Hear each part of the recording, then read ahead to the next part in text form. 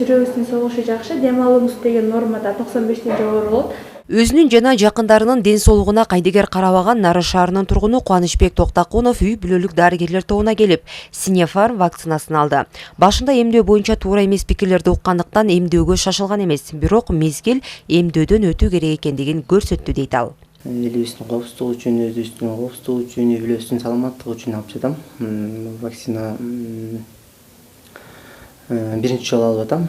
Биякта адистер өздөрү сунуш кылып атат. Дагы 21 күндөн кийин дагы келип экинчи вакцинаны алып кетсеңиз болот дешти. Нарын облусуна жалпысынан 187.300 доза вакцина алынып келинген. Учурда күнүнө вакцина алуу үчүн үй бүлөлүк дарыгерлер тобуна 30дан ашык адам келип кайрылат.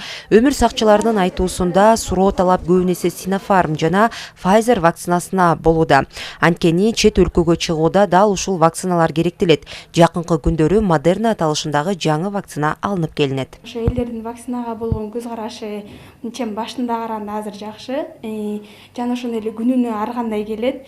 Биринчиден бул Sinopharm, андан Pfizer дагы азыр жаңы келди. Көбүнчөсү бул ошо Европага кетчүлөр да көбүрөөк ошо Pfizerди талап кылып атышат.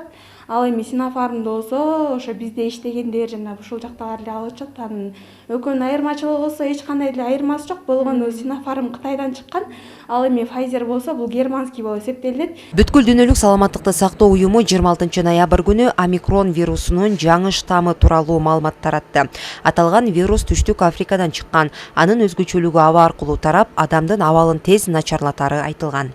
Омикрондун өзгөчөлүгү бул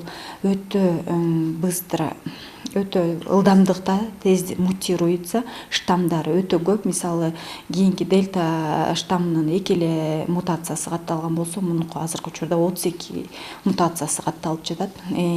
Мунун өзгөчөлүгү эле быстрая мутация деп анан быстрая мутация болгондо адамдан адамга жугуусу да өтө тез жүрөт.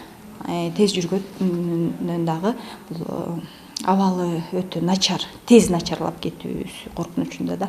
Маалымат иретинде айтсак, вакцина алуунун натыйжасында жеркебизде абал туруктуу. Алып айтсак, учурда ооруканада бир гана бейтап дарыланууда. Мындан улам өмүр сакчылары дартты толугу менен жеңүү үчүн жарандардын бардыгын эмделүүгө чакырат. Жыпара Насырова, Айдын Төлөбек уулу, Өлкө Деми, Нары шаары.